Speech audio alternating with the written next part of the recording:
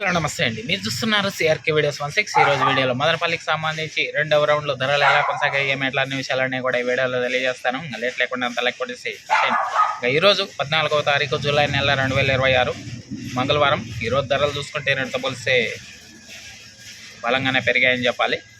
ముందుగా సెకండ్ రకం అంతా కూడా ఎక్కువగా 250 పైన నుంచి 260, 70, 80, 90, 300 లోపు ఈ సెకండ్స్ అనేటివి ఎక్కువగా నడిచాయని చెప్పచ్చు. ఫస్ట్ క్వాలిటీల విషయానికి వచ్చినట్లయితే 290, 300, 310, 20, 30, 40 ఈ విధంగా ధరలు అయితే కొనసాగాయి. ఇంకా మదనపల్లెలో టుడే 15 kg టాప్ రేట్ 350, 350, 350 రూపాయలండి.